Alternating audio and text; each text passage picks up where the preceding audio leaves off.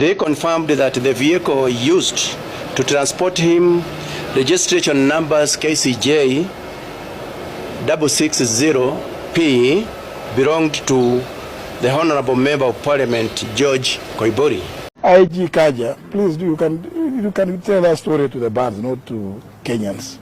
It doesn't make sense. The mysterious disappearance of Georgia MP George Koimburi has not only shocked the nation, but has also ignited a fierce political and institutional clash between the former Deputy President Gachangua and Deputy Inspector General of Police Douglas Kanja. Immediately after the service, 2 undercover agents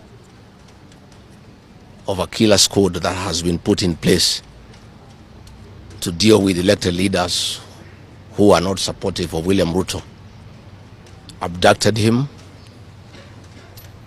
in full glare of the church members. What began as a routine inquiry into the whereabouts of the MP has now escalated into political showdown that reflects deeper tension between the police command and political leadership within Kenya Kwanza.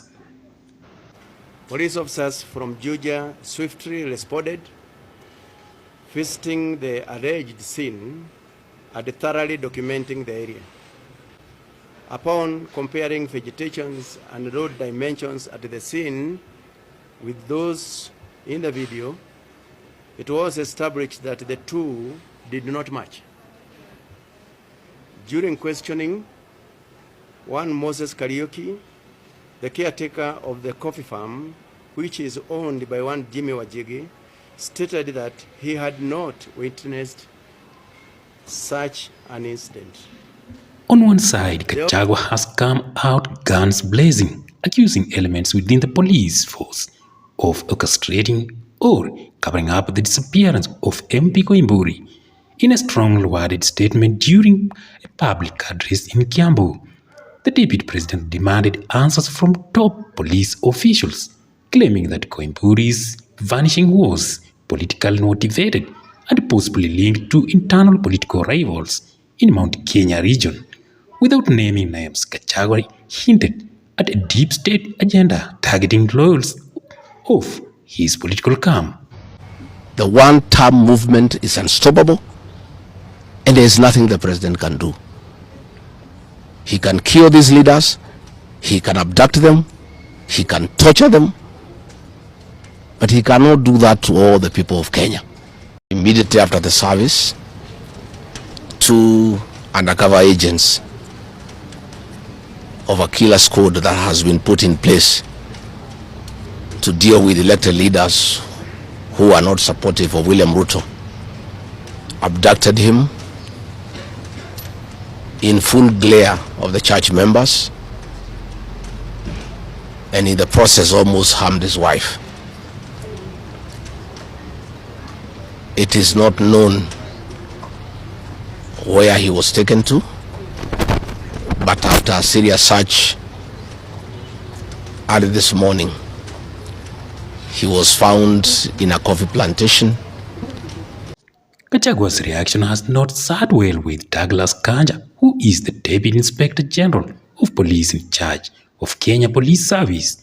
Kanja, known for his calm but firm leadership, swiftly countered the allegations, asserting that the police had no involvement in the disappearance and are in fact actively investigating the matter. He accused Gachangua of politicizing a serious security issue and undermining police operations.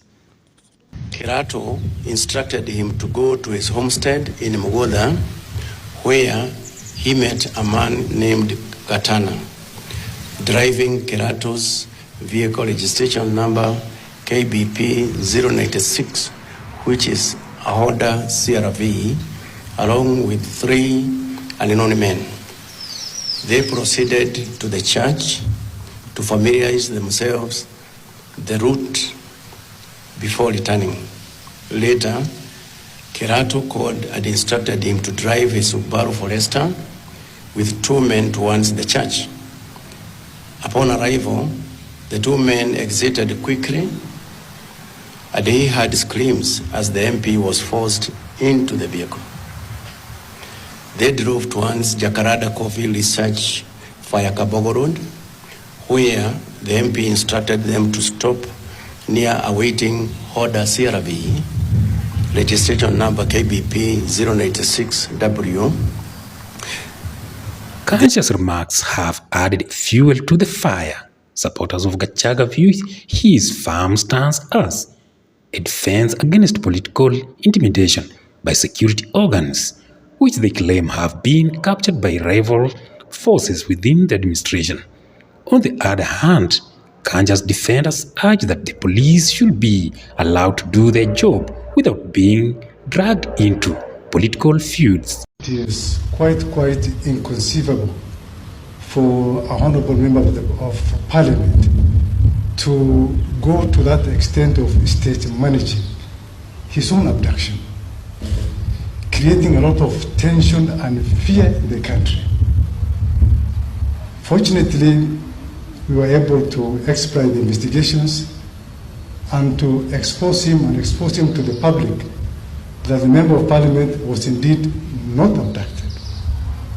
We were able to account for all his movements from the time he attended the church up to where he slept that night. We have even identified the hotel and the room number that he slept. But in order not to prejudice our investigations, we may not be able to share that information at this point in time. But definitely, we are going to share that information with him. The disappearance of George Koimburi has been shrouded in confusion from the start. Eyewitness reports suggest that the MP was abducted by unknown individuals in unmarked vehicles. For days, there was silence from law enforcement agencies, further heightening speculation. When Koimburi later resurfaced, visibly shaken and offering limited details, he claimed that he had been detained and interrogated about his political affiliations and statements made against certain senior government officials. Oh, great. Tumemwona, sauti imeanza kurudi pole pole. And his wife is beside him, and we thank Karen Hospital for taking excellent care of him. You know, when you hear stories like Mheshimiwa abducted himself, you really want to pray for those people because they are evil. You see the tattered clothes and things, he's lucky to be alive. And so we have one instrument, Constitution of Kenya 2010.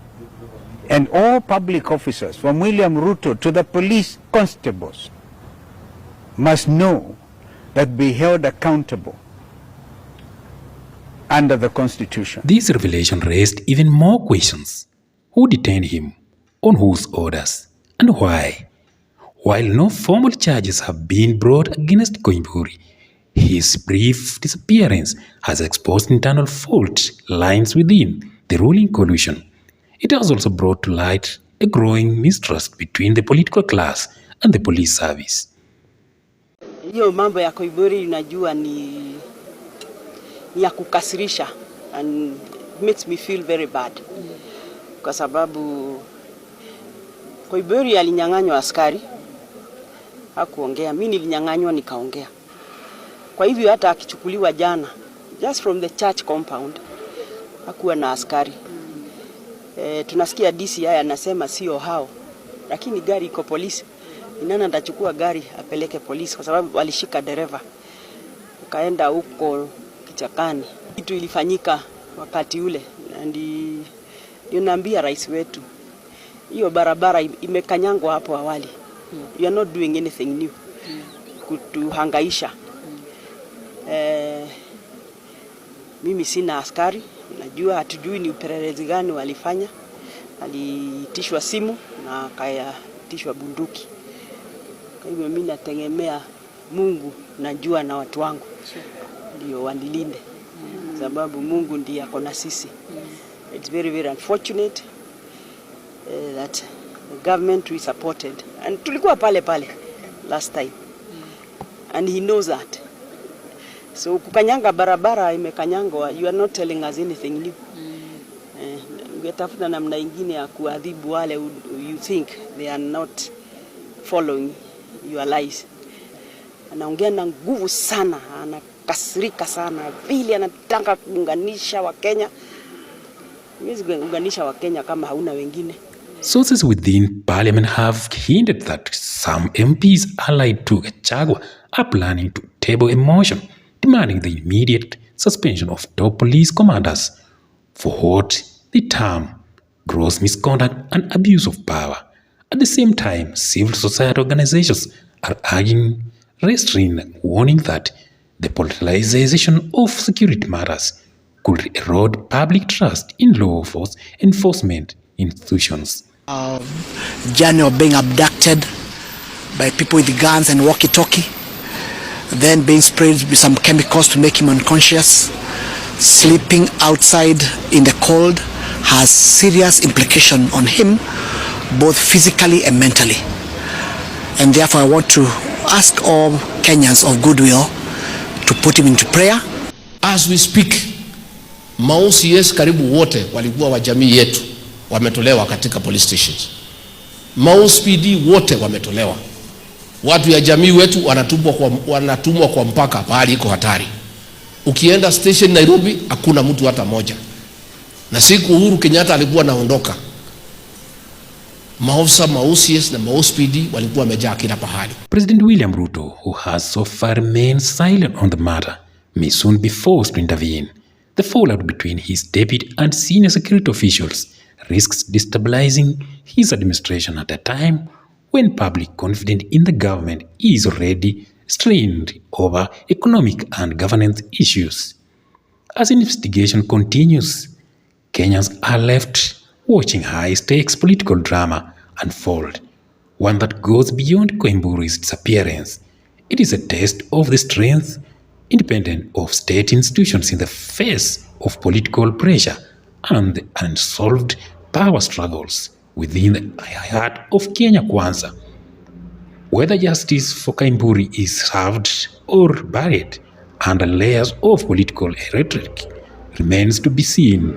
But one thing is certain: the clash between Kanja and Gachangua has cracked open the lid on deeper, festering crisis within the Kenya's ruling elites.